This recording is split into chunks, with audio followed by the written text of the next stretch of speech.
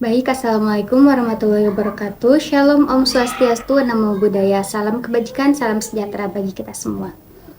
Perkenalkan, kami dari kelompok 3, kami akan menyampaikan materi yang berjudul Mengelola Sumber Data. Di sini kami akan membahas secara singkat bagaimana sih cara pengelolaan data menggunakan DBMS dan Dahub.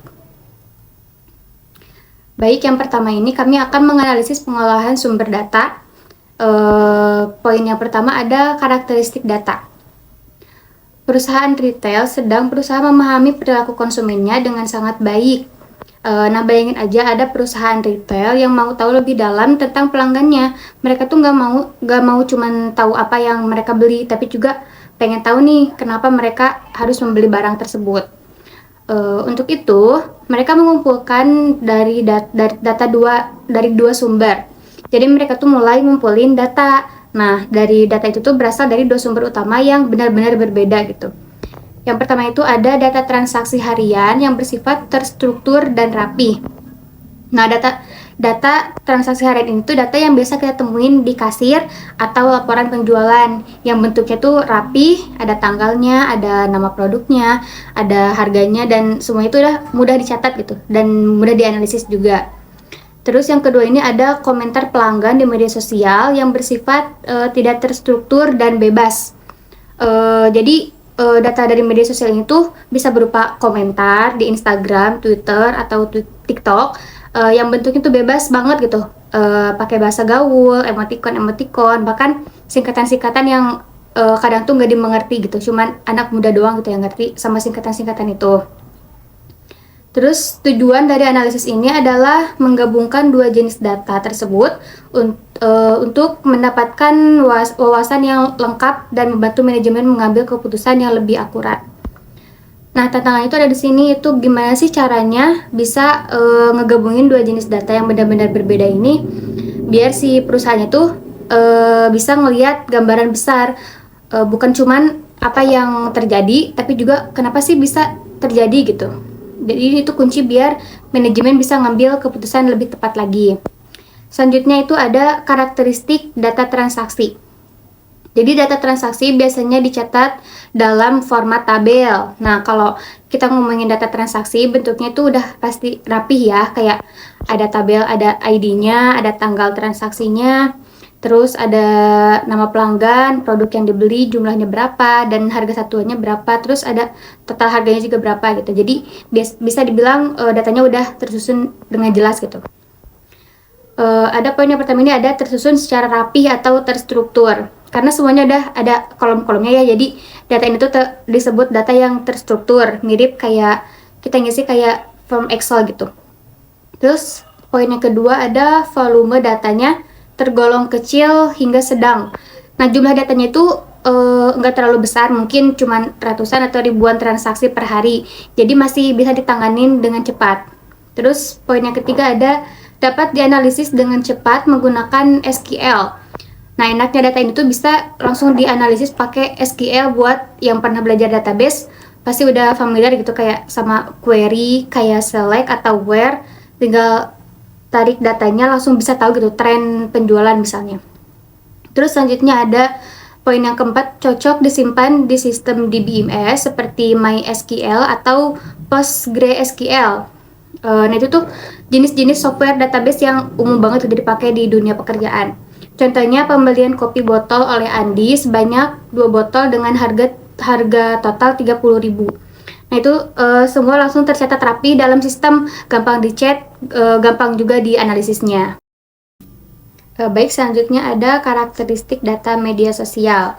Jadi data ini diambil dari komentar pelanggan di platform seperti Instagram, Twitter, atau TikTok yang komentarnya itu bisa sangat beragam.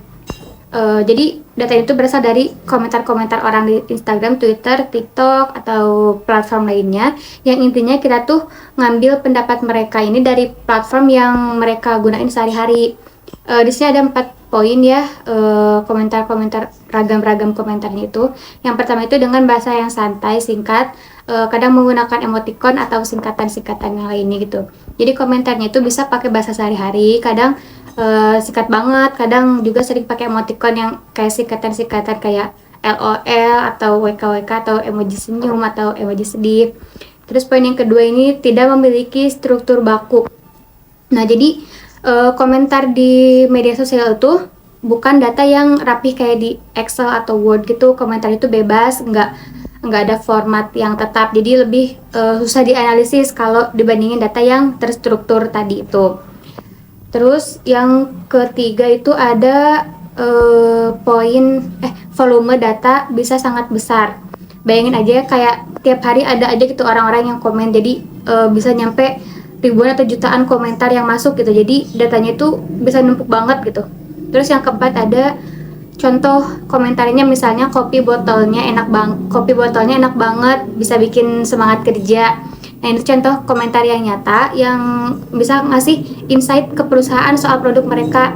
Jadi jenis data ini tuh cocok buat proses menggunakan Dahub, yaitu karena datanya gede dan bentuknya bebas. Jadi kita butuh alat khusus kayak Dahub. Dahub ini bisa ngebantu proses data dalam jumlah besar dan cari makna dari teks-teks yang enggak terstruktur itu.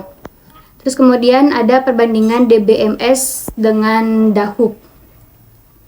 Yang pertama itu ada struktur datanya. Kalau di BMS itu cocok buat data yang terstruktur, misalnya dalam bentuk tabel kayak data pelanggan, transaksi, dan lain-lain. Kalau Dahub itu dirancang buat data yang terstruktur kayak teks bebas, video, gambar, atau log aplikasi. Terus yang kedua adalah volume datanya. Kalau di BMS itu ideal untuk data berukuran kecil hingga besar, misalnya kayak jutaan baris data masih bisa dikelola dengan baik. Kalau Dahub itu unggul untuk volume data yang besar, skala terabyte sampai petabyte, cocok buat skenario big data. Terus yang ketiga, kecepatan aksesnya. Kalau di BMS ini akses datanya itu cepat, sangat cepat kalau data nggak terlalu besar, cocok buat aplikasi sehari-hari kayak sistem kasir atau manajemen inventaris. Kalau Dahub ini cocok untuk proses paralel dalam skala besar, misalnya kayak analisis data raksasa secara bersamaan.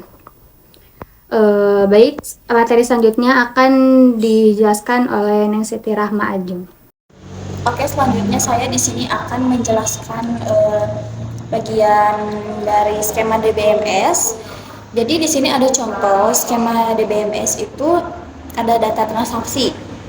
Jadi kita bisa buat satu tabel berisi kolom kayak transaksi ID, tanggal, nama pelanggan, produk dan juga lainnya. Nah, jadi semua data di sini tuh bisa di-query dengan SQL cepat dan akurat. Oke, selanjutnya dari slide yang selanjutnya, di sini ada skema hidup, yaitu untuk data media sosial. Jadi bentuknya itu seperti komentar ID, username, tanggal, dan juga isi komentarnya. Nah, karena isi komentarnya itu bisa panjang dan bebas, jadi kita perlu tool seperti Hadoop untuk mengelolanya. Nah, kita juga bisa gunakan teknik analisis sentimen atau pencarian kata kunci seperti puas, enak, atau kecewa seperti yang ada di tabel. Lalu selanjutnya di sini ada gabungan data. Nah, untuk keputusan, jadi kan ada dua jenis data ini yang digabung ya, data yang media sosial dan juga dari data transaksi. Nah, jadi hasilnya itu akan lebih kuat gitu. Misalnya produk kopi botol paling banyak dibeli dan komentarnya bagus, jadi bisa ditambah stok dan juga promosinya. Tapi roti coklat jarang dibeli dan komentarnya negatif, jadi perlu dievaluasi atau diperbaiki lagi gitu. Lalu selanjutnya di sini ada kapan pakai DBMS versus Hadoop.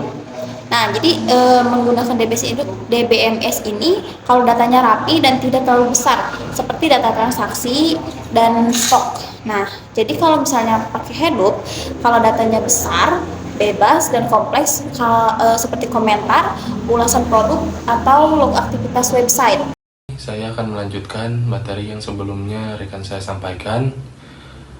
Di sini ada alasan teknologi. Kita pilih teknologi berdasarkan 3 hal. Yang pertama, ada efisiensi. Atau DBMS lebih cepat untuk data kecil, sedangkan Hadoop lebih cocok untuk proses besar. Yang kedua, ada skalabilitas, atau Hadoop bisa diandalkan saat data makin banyak. Yang ketiga, ada kebutuhan bisnis. yaitu penghubungan dua jenis data ini bisa membantu perusahaan mengambil keputusan dengan lebih akurat. Selanjutnya ada diagram atur. Di diagram ini terlihat alur proses. Data transaksi masuk ke DBMS, data komentar masuk ke Hedop. Hasil analisis dari kedua sisi digabung menghasilkan insync, dipakai manajemen untuk membuat keputusan. Selanjutnya yaitu penutup. Jadi kesimpulannya, data terstruktur dan tidak terstruktur sama-sama penting. Dengan memanfaatkan DBMS dan Hedop secara tepat, perusahaan bisa dapat gambaran yang lebih lengkap dan bisa membuat keputusan yang lebih tepat sasaran. Terima kasih. Wassalamualaikum warahmatullahi wabarakatuh.